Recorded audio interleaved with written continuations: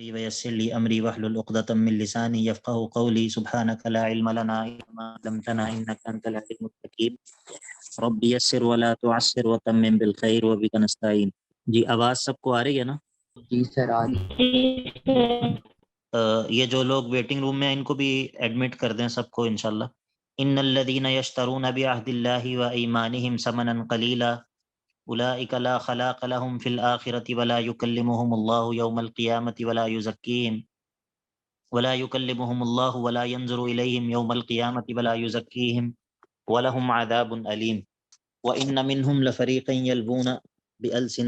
يلوون ألسنتهم بالكتاب لتحسبوه من الكتاب وما هو من الكتاب ويقولون هو من عند الله وما هو من عند الله ويقولون على الله الكذب وهم يعلمون. اب جو ہے وہ اہل کتاب کی ایک اور قباحت کا ذکر ہے، 9ویں قباحت ہے، اور ان کی عہد شکنی کی کیفیت کیا ہے. پچھلی آیت کے اندر ذکر کیا نا کہ ان الذین یشترون بعہد اللہ و ایمانہم، وہ لوگ جو اپنے اللہ سے کیے ہوئے وعدے کو دنیاوی فائدوں کے لیے بیچ دیتے ہیں، دنیاوی فائدوں کو پسند کر لیتے ہیں اور اللہ سے کیے ہوئے وعدے کو توڑ دیتے ہیں. تو اب اس کی تفصیل کیا ہے؟ وہ تفصیل یہ ہے کہ بجائے اللہ کی کتاب کو بغیر تحریف کے بیان کرنے کے اس میں تبدیلیاں کرتے ہیں. تو وَإِنَّ مِنْهُمْ، بے شک ان میں سے ایک گروہ ایسا ہے، لفریقاً، ایک ایسا گروہ ہے کہ یلوون السنتہم بالکتاب، اپنی زبانوں کو موڑتے ہیں کتاب کی تلاوت کے ساتھ، یعنی کہ زبانوں سے جو ہے وہ اس طرح کی باتیں تلاوت کرتے ہیں اور ایسے دھوکہ دیتے ہیں کہ شاید یہ بھی اللہ نے نازل کیا ہے. لِتَحْسَبُوهُ مِنَ الْكِتاب، تاکہ تم سمجھو کہ یہ تورات ہی میں سے ہے، لیکن وما ہوا من الکتاب، وہ تورات کا حصہ ہوتا نہیں ہے. وَيَقُولُونَ هُوَ مِنْ عِنْدِ اللَّهِ، اور کہتے یہ ہیں کہ یہ بھی اللہ کی طرف سے ہے، اس کو اللہ نے نازل کیا ہے، حالانکہ وما ہوا من عند اللہ، حالانکہ وہ اللہ کی طرف سے نازل کردہ نہیں ہوتا. وَيَقُولُونَ عَلَى اللَّهِ الْكَذِبَ وَهُمْ يَعْلَمُونَ، اور وہ اللہ پر جھوٹ باندھتے ہیں اور وہ جانتے بھی ہیں کہ یہ جھوٹ ہے. اب ان کے ایک اور شبہے کا جواب ہے، اور ان کا جو شبہ ہے وہ یہ ہے کہ شرک کی نسبت نیک لوگوں کی طرف کرتے ہیں کہ شاید انبیاء نے یا کسی اور نیک لوگوں کی جماعت نے جو ہے وہ شرک کرنے کا ہمیں حکم دیا ہے. تو اس کا جواب یہ دیا کہ ما کان لبشر ان یؤتیہ اللہ الکتاب والحکم والنبوہ، ما کان لبشر، کسی بشر کے لیے یہ اس کے یہ لائق نہیں ہے کہ ان یؤتیہ اللہ الکتاب والحکم والنبوہ، کہ اللہ اس کو کتاب اور نبوت اور جو ہے وہ حکمت عطا کرے، یعنی کہ یہ نبی ہو اور ثم یقول للناس، اور پھر یہ نبی جو ہے وہ لوگوں کو یہ کہے کہ کونوا عبادا لی من دون اللہ، کہ تم اللہ کو چھوڑ کر تم میرے بندے بن جاؤ. ولیکن، بلکہ یہ جو نبی ہوتے ہیں یہ تو کیا کہتے ہیں، کونوا ربانیین، کہ تم جو ہے اے لوگو تم ربانی بن جاؤ، بما کنتم تعلمون الکتاب وبما کنتم تدرسون، اس وجہ سے کہ جو تم اللہ کی کتاب کو سیکھتے ہو اور جو تم پڑھتے ہو، تو اس وجہ سے تمہیں چاہیے کہ تم بجائے کسی اور کا بندہ بننے کے اللہ کے بندے بن جاؤ، ربانی بن جاؤ، ربانی بن جاؤ. ولا یأمرکم ان تتخذوا الملائکۃ والنبیین اربابا، ولا یأمرکم، اور یہ جو انبیاء ہوتے ہیں یہ تمہیں حکم نہیں دیتے کہ ان تتخذوا الملائکۃ والنبیین اربابا، کہ تم فرشتوں کو یا انبیاء کو اپنا رب بنا لو. ایأمرکم بالکفر بعد اذ انتم مسلمون، کیا وہ تمہارے اسلام کے بعد تمہیں دوبارہ سے کفر کا حکم دیں گے؟ یعنی کہ جب کوئی بندہ انبیاء کو یا فرشتوں کو رب بنا لے گا، معبود بنا لے گا، تو ظاہر ہے کہ وہ ایمان کے بعد کفر میں داخل ہو جائے گا. تو انبیاء کس طرح اس چیز کا حکم دے سکتے ہیں؟ اب ان کی ایک اور قباحت کا ذکر ہوگا، اور وہ یہ ہے کہ اللہ تعالیٰ نے تمام انبیاء سے یہ وعدہ لیا تھا کہ وہ میرے آخری نبی کی پر ایمان بھی لائیں گے اور اس کی مدد اور نصرت بھی کریں گے اور اس کی نبوت کو اپنی اپنی قوموں کے سامنے بیان بھی کریں گے. اس کے باوجود جو اہل کتاب ہیں انہوں نے اللہ کے نبی علیہ الصلاۃ والسلام کی نبوت کو تسلیم نہیں کیا. تو کہا کہ وَإِذْ أَخَذَ اللَّهُ مِيثَاقَ النَّبِيِّينَ، اور جب اللہ تعالیٰ نے تمام انبیاء سے پختہ عہد لیا سوائے اللہ کے نبی علیہ الصلاۃ والسلام کے، لما آتیتکم من کتاب و حکمت، کہ جو ہم نے تمہیں کتاب اور حکمت دے رکھی ہے، تو ثم جاءکم رسول مصدق لما معکم، پھر تمہارے پاس آ جائے رسول، ایسا رسول جو کہ تصدیق کرنے والا ہو ان تمام چیزوں کی جو تمہارے پاس ہیں، یعنی کہ وہ رسول تمہاری نبوتوں کی بھی تصدیق کرتا ہوگا، تو وعدہ یہ لیا کہ لَتُؤْمِنُنَّ بِهِ وَلَتَنْصُرُنَّهُ، کہ تم سب ضرور اس پر ایمان بھی لاؤ گے اور اس کی نصرت بھی کرو گے۔ قال اقررتم واخذتم على ذلكم اسری، اللہ تعالیٰ نے کہا کہ کیا تم اقررتم یعنی کہ اقبلتم، کیا تم میرے اس عہد کو قبول کرتے ہو، واخذتم على ذلكم اسری، واخذتم اور کیا تم نے لے لیا ہے علی ذالکم یعنی کہ ان شرائط پر، یہ جو اوپر شرائط ذکر ہوئی ہیں ان شرائط پر، اسری میرا وعدہ۔ اب جب یہ وعدہ اللہ رب العزت نے انبیاء سے لیا تو قالوا اقررنا، سب انبیاء نے کہا کہ ہم نے اس کا اقرار کر لیا۔ تو اللہ تعالیٰ نے کیا کہا، قال فاشہدوا، اب تم نے اس کو بیان بھی کرنا ہے، وَأَنَا مَعَكُم مِّنَ الشَّاهِدِينَ، اور میں بھی تمہارے ساتھ بیان کرنے والوں میں سے ہوں۔ یعنی کہ یہ جو آخری نبی کی آمد کا اور ان کی مدد اور نصرت کرنے کا جو وعدہ ہے، یہ تمام انبیاء کے ذمہ تھا کہ وہ یہ وعدہ بھی اللہ تعالیٰ سے کریں اور پھر اس کو بیان بھی کریں۔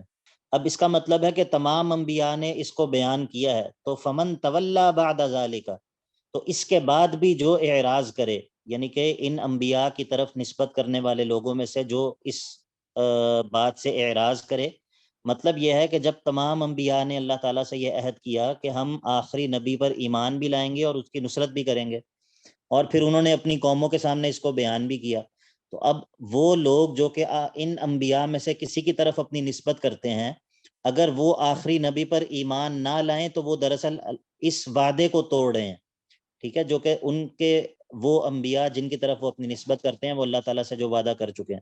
تو اس لیے کہا فمن تولی بعد ذلک فاولئک هم الفاسقون، تو جو کوئی پھر جائے اس وعدے سے تو وہی لوگ ہیں جو کہ فاسق ہیں۔ افغیر دین اللہ یبغون، یہ 2-3 آیات بڑی اہم ہیں، یہ پڑھ کے تو پھر ہم انشاءاللہ نماز کے لیے وقفہ کرتے ہیں۔ افغیر دین اللہ یبغون، کہ یہ جو لوگ ہیں جو انبیاء کی طرف اپنی نسبت کرتے ہیں اور اللہ کے آخری نبی پر ایمان نہیں لا رہے، کیا یہ اللہ کے دین کے علاوہ کوئی اور دین چاہتے ہیں؟ افغیر دین اللہ یبغون، حالانکہ وَلَهُ أَسْلَمَ مَنْ فِي السَّمَاوَاتِ وَالْأَرْضِ، حالانکہ اسی کے لیے تابع دار ہے، کون تابع دار ہیں اس کے لیے؟ من فی السماوات والارض، جو کوئی بھی آسمانوں میں اور زمین میں ہے، طوعا وکرہا، چاہتے ہوئے یا نہ چاہتے ہوئے، جو کوئی بھی آسمانوں میں اور زمین میں ہے وہ اللہ ہی کے فرما بردار ہیں، چاہتے ہوئے یا نہ چاہتے ہوئے۔ تو اس کا کیا مطلب ہے؟ طوعا وکرہا کا کیا مطلب ہے؟ زمین اور آسمان کے اندر کون سی چیزیں ہیں جو کہ نہ چاہتے ہوئے اللہ کی فرما برداری کر رہی ہیں؟ بتا سکتا ہے کوئی؟ فرشتے ہیں، کیا فرشتے نہ چاہتے ہوئے اللہ کی فرما برداری کر رہے ہیں؟ سوری مطلب وہ کر رہے ہیں، مجھے آپ کے کوسچن کی سمجھ نہیں لگی تھی۔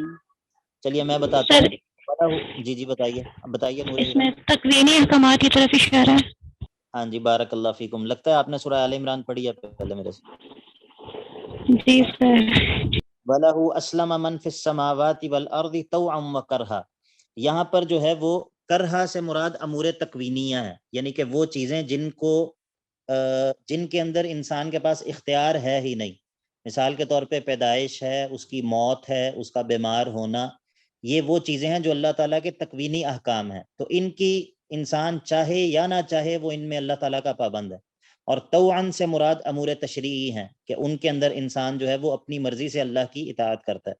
اور اس کا ایک معنی یہ بھی ہے، یہ بھی ہو سکتا ہے کہ وَلَهُ أَسْلَمَ مَنْ فِي السَّمَاوَاتِ وَالْأَرْضِ طَوْعًا وَكَرْهًا، بعض جو ہیں وہ خوشی سے اور بعض جو ہیں وہ نہ چاہتے ہوئے بھی اللہ کی، یعنی کہ بعضهم طوعاً وبعضهم كرها۔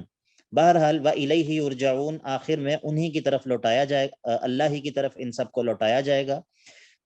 اب یہ جو کہا نا افغیر دین اللہ، اب دین اللہ کا بیان ہے کہ دین اللہ ہے کیا، تو وہ یہ ہے کہ قل آمنا باللہ وما انزل علینا، اے نبی علیہ الصلوۃ والسلام آپ کہہ دیجئے ہم اللہ پر ایمان لائے، وما انزل علینا اور جو ہم پر نازل ہوا اس پر بھی، اور وما انزل علی ابراہیم و اسماعیل و اسحاق و یعقوب والاسباط، جو ابراہیم پر نازل ہوا، اسماعیل پر نازل ہوا، اسحاق پر نازل ہوا، یعقوب پر اور ان کی اولاد میں سے جو انبیاء تھے ان پر، وما اوتی موسیٰ و عیسیٰ، جو موسیٰ اور عیسیٰ پر نازل ہوا، والنبیون من ربہم، اور جو کچھ باقی انبیاء پر نازل ہوا ہم اس سب پر ایمان رکھتے ہیں، تو لا نفرق بین احد منہم، ہم ان کے درمیان فرق نہیں کرتے. کس چیز میں فرق نہیں کرتے؟ فضیلت میں، ایمان لانے میں. ایمان لانے میں فرق نہیں کرتے.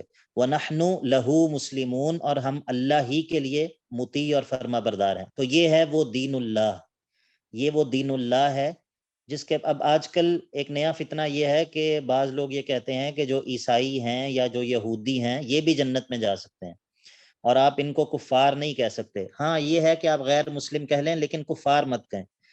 تو یہ دیکھیے قرآن پڑھنے کے باوجود بھی کوئی بندہ اس طرح کی بات کر سکتا ہے.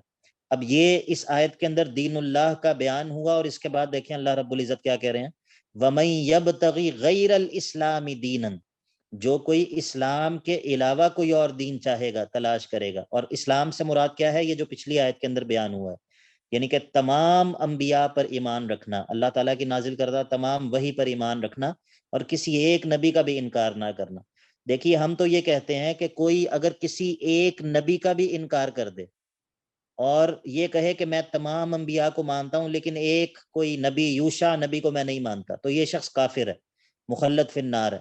کجا یہ کہ کوئی بندہ یہ کہے کہ کوئی بندہ محمد الرسول اللہ صلی اللہ علیہ وسلم کے اوپر بھی ایمان نہیں رکھتا تو اس کو بھی کافر نہ کہو، تو یہ کس طرح ہو سکتا ہے؟ تو یہ بڑی عجیب و غریب باتیں ہیں آج کل جو لوگ کرتے ہیں. تو اللہ تعالیٰ فرماتے ہیں وَمَن يَبْتَغِ غَيْرَ الْإِسْلَامِ دِينًا فَلَن يُقْبَلَ مِنْهُ، جو کوئی اس دین کے علاوہ کوئی اور دین لائے گا اس سے ہرگز قبول نہیں کیا جائے گا. وَهُوَ فِي الْآخِرَةِ مِنَ الْخَاسِرِينَ، اور آخرت میں وہ خسارہ پانے والوں میں سے ہوگا. آپ کو پتہ ہے کہ یہ جو بھی ہم نے آیت پڑھی ہے، آیت نمبر 84، قُولُوا آمَنَّا بِاللَّهِ وَمَا أُنزِلَ عَلَيْنَا، یہ اور اسی طرح کی آیت سورۃ البقرہ کے اندر بھی ہے، پہلے پارے کے آخر میں. پہلے پارے کے آخر میں وہ کون سی آیت ہے؟ آیت نمبر کیا ہے اس کی؟ وہ ہے 136، آیت نمبر 136 سورۃ البقرہ، آیت نمبر 136، اور سورہ آل عمران آیت نمبر 84. وہاں پر تھا قولوا آمنا باللہ وما انزل الینا، یہاں پر ہے قل آمنا باللہ وما انزل علینا. ٹھیک ہے، لیکن یہ جو دونوں آیات ہیں یہ دونوں آیات بڑی اہم آیات ہیں، اور اسی لیے اللہ کے نبی علیہ الصلوۃ والسلام فجر کی نماز کی سنتوں میں اکثر ان آیات کو پڑھا کرتے تھے، ان دونوں آیات کو. ایک رکعت میں وہ پہلے والی آیت قولوا آمنا باللہ، اور ایک رکعت کے اندر یہ والی آیت قل آمنا باللہ وما انزل علینا. تو اس کی وجہ کیا ہے؟ اس کی وجہ یہ ہے کہ پورے دین کا خلاصہ یہی ہے کہ انسان اللہ پر اور جو کچھ اللہ کی طرف سے نازل ہوا ہے اس پر ایمان رکھتا ہو. اور جب ہم کہتے ہیں نا کہ جو کچھ اللہ کی طرف سے نازل ہوا ہے، تو اس کے اندر پھر ہم یہ فرق نہیں کر سکتے کہ ہم بعض کو تو مانیں گے اور بعض کو نہیں مانیں گے. اور اسلام کے علاوہ کوئی بھی اور دین، کوئی بھی اور دین جو ہے اسلام کے علاوہ، یہ خاصیت اس کے اندر نہیں پائی جاتی کہ وہ اللہ کی طرف سے نازل کردہ تمام جو کچھ بھی اللہ نے نازل کیا اس پر ایمان کا درس دیتا ہو. تو یہ اسلام کا امتیاز ہے، یہ اسلام کا امتیاز ہے. کس کو بات سمجھ آ گئی؟ جی واضح ہے. اب دیکھیے آگے یہاں پر فرمایا کہ وَمَن يَبْتَغِ غَيْرَ الْإِسْلَامِ دِينًا فَلَن يُقْبَلَ مِنْهُ وَهُوَ فِي الْآخِرَةِ مِنَ الْخَاسِرِينَ. جو کوئی اس دین کے علاوہ، یہ جو دین اس آیت میں بیان ہوا ہے آیت نمبر 84 میں، اس دین کے علاوہ جو کوئی اور دین لے کر آئے گا اس سے وہ قبول نہیں کیا جائے گا. اور وَهُوَ فِي الْآخِرَةِ مِنَ الْخَاسِرِينَ، یعنی کہ یہ نص ہے، یہ نص ہے اس بات پر کہ اللہ کے نبی علیہ الصلوۃ والسلام پر جو لوگ ایمان نہیں لاتے، یہ ان کا جنت میں جانا جو ہے وہ ناممکن ہے. ٹھیک ہے، یہ اس کے بغیر جنت کا کوئی تصور نہیں ہے کہ کوئی انسان جو ہے وہ آپ کی نبوت آ جانے کے بعد کوئی بندہ یہ کہے کہ میں اس نبی کو نہیں مانتا لیکن اس کے باوجود میں آخرت میں جو ہے وہ کامیاب ہو سکتا ہوں. اور دوسرا ایک اور بات کا میں نے پچھلی نشست میں ذکر یہ کیا تھا کہ بعض لوگ یہ کہتے ہیں، جس طرح غامدی صاحب وغیرہ، وہ یہ کہتے ہیں کہ آپ ان لوگوں کو غیر مسلم تو کہہ لیں لیکن کافر نہ کہیں، یہ لوگ کفار نہیں ہیں، یہ لوگ غیر مسلم ہیں. ٹھیک ہے، تو یہ جو غیر مسلم کی اصطلاح ہے نا، اس کا کوئی وجود نہیں ہے، اس کا کوئی وجود نہیں ہے. یا تو انسان مومن ہوتا ہے یا پھر انسان کافر ہوتا ہے. ٹھیک ہے، تو اب اس کے بعد اللہ رب العزت فرماتے ہیں کہ ان لوگوں کو اللہ تعالیٰ اب ہدایت کیوں نہیں دیتا؟ اسی لیے کہ انہوں نے نبی کو پہچاننے کے باوجود اس کا انکار کیا. تو فرمایا کیف یہد اللہ قوما کفروا بعد ایمانہم، اللہ کس طرح ایسی قوم کو ہدایت دے، توفیق دے ایمان لانے کی، کہ کفروا بعد ایمانہم، جو اپنے ایمان لانے کے بعد دوبارہ کفر کر لیں. وَشَهِدُوا أَنَّ الرَّسُولَ حَقٌّ وَعَلِمُوا، شہیدو علموا کے معنی میں ہے، اور وہ جانتے بھی ہوں کہ ان الرسول حق، کہ رسول جو ہے وہ حق ہے، سچ ہے. وجاءہم البینات، اور ان کے پاس جو ہے وہ روشن نشانیاں بھی آ چکی ہوں. واللہ لا یہدی القوم الظالمین، اللہ تعالیٰ ایسی ظالم قوم کو ہدایت اور توفیق نہیں دیتا. اب تخویف اخروی ہے. اولئک جزاؤہم ان علیہم لعنت اللہ والملائکۃ والناس اجمعین، ایسے لوگوں کی جزا یہ ہے کہ ان پر اللہ کی لعنت ہو، اللہ کے فرشتوں کی لعنت ہو، اور تمام کے تمام انسانوں کی لعنت ہو. خالدین فیہا، اور یہ اس لعنت میں ہمیشہ رہیں گے. لا یخفف عنہم العذاب ولا هم ینظرون، اور ان لوگوں سے نہ ہی عذاب کو ہلکا کیا جائے گا، نہ ہی یہ لوگ مہلت دیے جائیں گے. اب ہے ترغیب الی التوبہ، ترغیب الی التوبہ، دنیا میں توبہ کر لو، ترغیب ہے.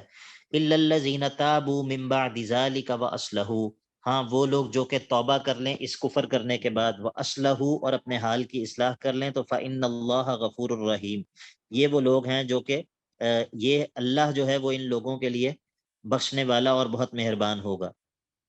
ان الذین کفروا بعد ایمانہم، تخویف ہے دوبارہ، تخویف اخروی.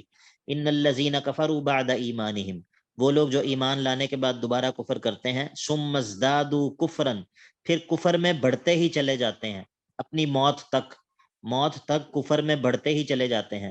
لن تقبل توبتہم، پھر موت کے وقت توبہ کرتے ہیں تو لن تقبل توبتہم، موت کے وقت ان کی توبہ پھر قبول نہیں کی جائے گی. وَأُولَئِكَ هُمُ الضَّالُّونَ، یہ وہ لوگ ہیں جو کہ غالون ہیں، جو کہ گمراہ لوگ ہیں. اور اب جب کہا نا کہ اب ربط آیات کا ذرا دیکھیے گا، بڑا دلچسپ ربط ہے. یہاں پر جب کہا کہ لن تقبل توبتہم، ایسے لوگوں کی توبہ قبول نہیں کی جائے گی، تو اب یہ یہاں پر سوال ہے کہ شاید توبہ قبول نہیں کی جائے گی، شاید کچھ پیسے پوسے دے کے جان چھوٹ جائے. تو کہا نہیں، ان الذین کفروا وماتوا وهم کفار، بے شک وہ لوگ جو کہ کفر کریں گے اور مر جائیں گے اس حال میں کہ وہ کافر ہی ہوں گے.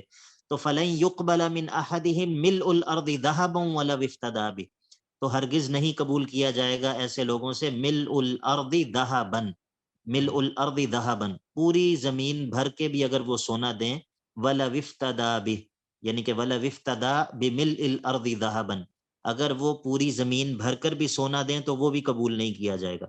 آپ کو ربط کی سمجھ آ گئی؟ یعنی کہ نہ تو توبہ قبول ہوگی، جی لن سر. تقبل توبتہم، توبہ بھی قبول نہیں ہوگی، اور پھر اگر اس حال میں مر گئے تو پیسے دینا چاہیں اور زمین بھر کے سونا دینا چاہیں تو وہ بھی قبول نہیں ہوگا.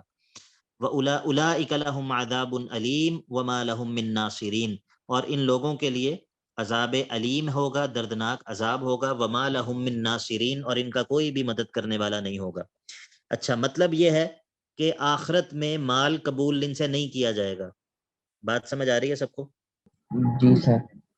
اچھا جی، جی سر. آخرت میں مال قبول کیوں نہیں کیا جائے گا؟ اب اس کا جواب آپ کو ملے گا اگلی آیت کے اندر.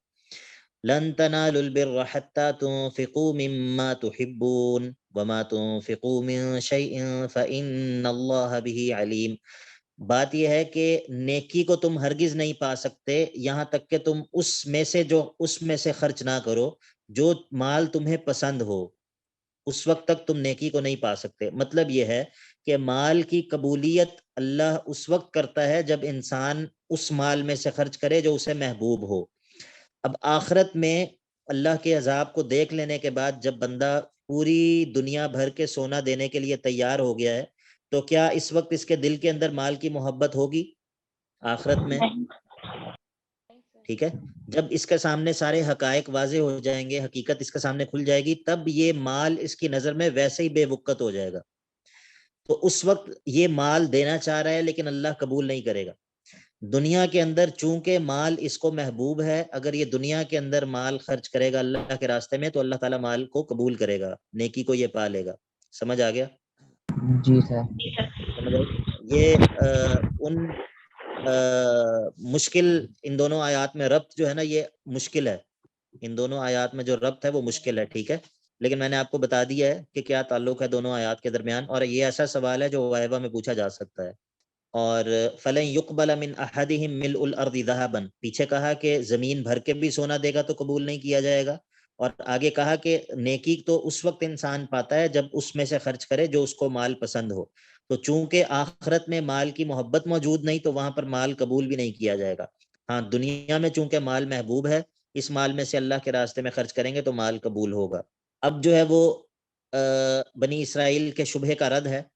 کل الطعام کان حلا لبنی اسرائیل الا ما حرم اسرائیل علی نفسه من قبل ان تنزل التوراۃ. یہ انہوں نے شبہ اور اعتراض یہ کیا کہ اللہ کے نبی علیہ الصلوۃ والسلام پہ کہ آپ اونٹ کیوں کھاتے ہیں، آپ اونٹ کا کیوں گوشت کیوں کھاتے ہیں، حالانکہ ابراہیم کے نزدیک جو ہے، ابراہیم علیہ السلام کے نزدیک اونٹ کھانا جو ہے وہ جائز ہی نہیں تھا، اور بنی اسرائیل کے انبیاء جو تھے وہ اونٹ کھاتے نہیں تھے، آپ اونٹ کا گوشت بھی کھاتے ہیں اور اپنے آپ کو ان کی طرف منسوب بھی کرتے ہیں. تو فرمایا کہ کل الطعام کان حلا لبنی اسرائیل الا ما حرم اسرائیل علی نفسه. یہ جتنے بھی کھانے ہیں سارے کے سارے یہ بنی اسرائیل کے لیے حلال ہی تھے. ہاں الا ما حرم اسرائیل علی نفسه، یہ اسرائیل نے جو خود اپنے اوپر ممنوع قرار دے لیے تھے. اچھا یہاں پر جو ہے نا الا ما حرم اسرائیل، یہاں پر حرمت سے مراد حرمت لغوی ہے، حرمت شرعی مراد نہیں ہے. اور یہ معنی ہم کیوں کر رہے ہیں؟ یہ معنی ہم اسی لیے کر رہے ہیں کہ شرعی طور پہ حلال اور حرام کرنے کا اختیار اللہ کے علاوہ کسی اور کو نہیں ہے. تو کیا یہ ممکن ہے کہ کوئی نبی جو ہے وہ اپنے اوپر کسی چیز کو شرعی طور پہ حرام کرے؟ بتائیے. نہیں سر. تو پھر اس کا معنی ہم کیا کریں گے؟ الا ما حرم اسرائیل علی نفسه، مگر جو اسرائیل نے ممنوع کر لیے تھے. یعنی کہ ہم یہاں پر کہیں گے کہ یہ حرمت لغوی ہے، حرمت لغوی. بات سمجھ آ رہی ہے؟ جی سر. اچھا یہ میں آپ کو اس کی مثال دیتا ہوں، جس طرح 20ویں پارے کے اندر ہے. جب موسیٰ علیہ السلام کو ان کی والدہ نے دریا میں ڈال دیا اور فرعون کے دربار میں پہنچ گئے، اب وہاں پر وہ جو عورتیں تھیں وہ موسیٰ علیہ السلام کو دودھ پلانے کی کوشش کر رہی تھیں. تو اللہ تعالیٰ فرماتے ہیں وَحَرَّمْنَا عَلَيْهِ الْمَرَاضِعَ مِن قَبْلُ، وَحَرَّمْنَا عَلَيْهِ الْمَرَاضِعَ، ہم نے دودھ پلانے والی عورتوں کو ان پر حرام کر دیا. اب موسیٰ علیہ السلام جو گود میں ہیں، چھوٹے سے بچے ہیں، تو کیا ان کے اوپر حرمت شرعی لاگو ہوتی ہے؟ نہیں سر. نہیں سر، تو معنی کیا ہے؟ حرمت لغوی معنی ہوگا. حرمت لغوی، یعنی کہ ہم نے روک دیا. بات سمجھ آ گئی؟ تو یہاں پر یہ معنی ہم اسی لیے کرتے ہیں کہ تاکہ قرآن مجید کے تمام دلائل جو ہیں، یعنی کہ شریعت کے تمام دلائل وہ ان لائن آ جائیں. ٹھیک ہے؟ اگر یہاں پر ہم یہ کہتے ہیں کہ الا ما حرم اسرائیل علی نفسه، کہ یعقوب نے اپنے اوپر جو ہے وہ حرام قرار دیا ہوا تھا، اور باقی قرآن پاک میں جگہ جگہ ہم رد کر رہے ہیں شرک فی التحلیل و تحریم کا، کہ حلت اور حرمت کا اختیار صرف اللہ کو ہے. ایک طرف ہم یہ کہیں کہ حلت اور حرمت کا اختیار صرف اللہ کو ہے، اور دوسری طرف ہم کیا کہیں کہ انبیاء جو ہے وہ خود اپنے اوپر چیزوں کو حلال یا حرام کرتے تھے، تو پھر یہ جو ہے وہ تضاد آ جائے گا. ٹھیک ہے؟ تو اسی لیے الا ما حرم اسرائیل علی نفسه، کہ انہوں نے خود اپنے لیے جو ہے وہ ممنوع قرار دے رکھا تھا. من قبل ان تنزل التوراۃ، اور یہ تورات کے نازل ہونے سے پہلے ہے. اچھا اگر تم یہ کہتے ہو کہ پچھلے انبیاء کے نزدیک اونٹ کا گوشت حرام تھا، تو چلو فَأْتُوا بِالتَّوْرَاةِ فَاتْلُوهَا، لے آؤ تورات اور اس کو تلاوت کرو، ان کنتم صادقین. ذرا ہم بھی دیکھیں کہ کہاں پر تورات میں یہ مسئلہ لکھا ہوا ہے. ٹھیک ہے کہ اونٹ کا گوشت حرام ہے. اگر تم تورات پڑھنے کے باوجود اللہ پر یہ جھوٹ باندھتے ہو تو فَمَنِ افْتَرَىٰ عَلَى اللَّهِ الْكَذِبَ مِن بَعْدِ ذَلِكَ، تو جو کوئی اللہ پر جھوٹ باندھے، من بعد ذالک ای من بعد تلاوت التوراۃ، تورات پڑھنے کے باوجود جو بندہ اللہ پر جھوٹ باندھے اور ایک ایسی چیز کو حرام قرار دے جس کو اللہ نے حرام نہیں کیا، تو فاولئک هم الظالمون، یہی لوگ ہیں جو کہ ظالم ہیں. سمجھ آ گیا جی؟ ان جی کا سر. شبہ اور اس کا جواب. اب ان کے شرک پر رد ہے. قل صدق اللہ، آپ فرما دیجئے اللہ تو سچ ہی فرماتا ہے. فاتبعوا ملت ابراہیم حنیفا، اور تم جو ہے وہ ملت ابراہیم کی اتباع کرو جو کہ یکسو تھے، وما کان من المشرکین، اور وہ مشرکین میں سے نہیں تھے. یعنی کہ اب تم ہمیں یہ کہہ رہے ہو کہ ابراہیم کے نزدیک اونٹ جو ہے وہ حرام تھا اور آپ ابراہیم کے راستے پہ نہیں چل رہے، اور تم اس طرح ظاہر کر رہے ہو جس طرح تم ابراہیم کے بڑے پیروکار ہو. تو ابراہیم جو ہیں وہ تو حنیف تھے اور وہ مشرکین میں سے نہیں تھے. اگر تم ابراہیم کے پیروکار ہو تو شرک کو چھوڑ دو. ٹھیک ہے؟ اب ان کا ایک اور شبہ ہے، وہ یہ ہے کہ اے مسلمانوں، تمہارے قبلے سے ہمارا قبلہ بہتر ہے، ہمارا قبلہ جو ہے وہ تمہارے قبلے سے بہتر ہے. اب اس کا جواب ہے، وہ یہ ہے کہ ان اول بیت وضع للناس للذی ببکۃ مبارکا وہدی للعالمین، بے شک سب سے پہلا وہ گھر جس کو لوگوں کے لیے قائم کیا گیا تھا وہ تو وہ ہے جو کہ مکہ میں ہے، للذی ببکہ، مکہ کا ایک نام بکہ بھی ہے، ٹھیک ہے، یعنی کہ بی بکہ معنی کیا ہے، فی مکہ، مکہ میں ہے، اور وہ گھر مبارکن بابرکت ہے، وہدن اور وہ ہدایت کی جگہ ہے، للعالمین تمام لوگوں کے لیے، فیہ آیات بینات، اور وہ ایسا گھر ہے کہ جس میں واضح نشانیاں ہیں اللہ کی، اور ان میں سے ایک احدھا، ان واضح نشانیوں میں سے ایک کیا ہے، مقام ابراہیم، وہ مقام ابراہیم ہے۔ مقام ابراہیم کی مختلف تفسیرات ہیں، بعض تو یہ کہتے ہیں کہ اس سے مراد وہ پتھر ہے جس پہ کھڑے ہو کے تعمیر ہوتی تھی، بعض یہ کہتے ہیں کہ جتنے بھی مناسک کی جگہ ہیں، چاہے وہ مطاف ہے، چاہے وہ منی ہے، مزدلفہ ہے، عرفات ہے، یہ تمام کے تمام مقام ابراہیم ہے۔ ومن دخلہ کان آمنا، اور جو کوئی اس میں داخل ہو جائے وہ مامون ہو جاتا ہے۔ وللہ علی الناس حج البیت من استطاع الیہ سبیلا، حج کا حکم، اور اللہ کے ذمہ لوگوں پر لازم ہے اللہ کے لیے حج کرنا، کن لوگوں پر لازم ہے، من استطاع الیہ سبیلا، جو کوئی اس تک پہنچنے کی استطاعت رکھیں، اس تک پہنچنے کا راستہ جو ہے وہ جو جانتے ہوں۔ ومن کفر بانکار الحج، جو کوئی حج کا انکار کر کر کفر کرے، فإن اللہ غنی عن العالمین، تو اللہ تعالیٰ تمام لوگوں سے غنی ہے، اللہ کو کسی کی کوئی ضرورت نہیں ہے۔ اب جو ہے وہ دو آیات میں زجر ہے، پہلی آیت میں زجر ہے زلال پر، اور دوسری آیت میں زجر ہوگا اذلال پر۔ کیا فرق ہے زلال اور اذلال میں، کیا فرق ہے؟ جی بتائے گا کوئی؟ گرامر پڑھ رہے ہیں آپ لوگ ساتھ؟ سر میں بتاؤں؟ جی جی بتائیے۔ سر گمراہ ہونا، سر گمراہ کرنا۔ اچھا یہ میں دیکھ لوں کس نے بتایا یہ۔ سر میں نے۔ جی ٹھیک ہے، بارک اللہ فیکم۔ زریاب بھائی اب آپ بھی بتائیے، آپ کیا بتانے لگے تھے؟ سر میں بھی بتانے لگا تو زلال اس کا تھا کہ خود گمراہ ہونے کو کہتے ہیں، اور جو اضلال تھا وہ دوسروں کو گمراہ کرنا۔ بارک اللہ فیکم، بارک اللہ فیکم۔ اب دیکھیے پہلے زجر زلال پر، قل یا اہل الکتاب لم تکفرون بآیات اللہ، اے اہل کتاب تم اللہ کی آیات کا کفر کیوں کرتے ہو؟ یہاں پر آیات اللہ سے مراد قرآن ہے، اب یہاں پر ہے خود کیوں کفر کرتے ہو، یہ ہے زلال۔ واللہ شہید علی ما تعملون، اللہ تعالیٰ تم جو کچھ کر رہے ہو اللہ تعالیٰ اس پر باخبر ہے، اس سے باخبر ہے۔ اب ہے اذلال، یعنی کہ ایک تو یہ کہ تم خود کافر ہو، دوسرا یہ ہے کہ دوسروں کو بھی ایمان سے روکتے ہو، یہ ہے اذلال۔ قل یا اہل الکتاب لم تصدون عن سبیل اللہ، اے اہل کتاب تم کیوں روکتے ہو اللہ کے راستے سے، کس کو؟ من آمنا، اس کو جو کہ ایمان لے آئے، اور تبغونہا عوجا، کیا تم سبیل اللہ کو ٹیڑھا کرنا چاہتے ہو، یعنی کہ اس میں ٹیڑھ تلاش کرنا چاہتے ہو، کس طرح؟ شبہات ڈالنے کے ذریعے، بِإِلْقَاءِ الشُّبُهَاتِ وَأَنْتُمْ شُهَدَاء، حالانکہ تم جانتے ہو اس بات کو کہ یہ اللہ کا راستہ ہے، وَمَا اللَّهُ بِغَافِلٍ عَمَّا تَعْمَلُونَ، اور تمہارے اعمال سے اللہ جو ہے وہ غافل نہیں ہے۔ اب جب یہ بتایا کہ یہ خود بھی گمراہ ہیں اور تمہیں گمراہ بھی کرنا چاہتے ہیں، تو اب ایسے لوگوں کی اطاعت کرنی چاہیے، ایسے لوگوں کی بات ماننی چاہیے؟ بتائیے۔ نہیں سر۔ نہیں اور سر۔ اگر کوئی مانے گا تو کیا نتیجہ نکلے گا یہ اب بتایا جائے گا۔ یا ایھا الذین آمنوا ان تطیعوا فریقا من الذین اوتوا الکتاب یردوکم بعد ایمانکم کافرین، اے وہ لوگوں جو ایمان لائے ہو، ان تطیعوا، اگر تم اطاعت کرو گے، اگر تم باتیں مانو گے، فریقا من الذین اوتوا الکتاب، یہ اہل کتاب کے ایک گروہ، یہ جو گروہ تمہیں گمراہ کرنے کی کوشش کرتا ہے، اگر تم اس کی بات ماننا شروع کر دو گے تو یردوکم، یہ تمہیں پھیر دیں گے، تمہیں مرتد بنا دیں گے، بعد ایمانکم، تمہارے ایمان لانے کے بعد، اس حال میں کہ کافرین، تم کفر کرنے والے ہوگے، ٹھیک ہے۔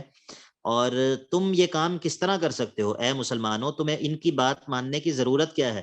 وَكَيْفَ تَكْفُرُونَ، تم کس طرح کفر کر سکتے ہو، حالانکہ وَأَنْتُمْ، حالانکہ تم اس حال میں ہو کہ تُتْلَى عَلَيْكُمْ آیات اللہ، تم پر اللہ کی آیات تلاوت کی جاتی ہیں، وَفِيكُمْ رَسُولُهُ، اور تم میں اللہ کا رسول موجود ہے، ٹھیک ہے، اور اللہ کے نبی صلی اللہ علیہ وسلم کے دنیا سے چلے جانے کے بعد آپ کی لائی ہوئی شریعت موجود ہے، آپ کی جو احادیث ہیں، آپ کی سنت ہے وہ موجود ہے، تو اس کے باوجود تم کیوں ان کی باتیں سنتے ہو؟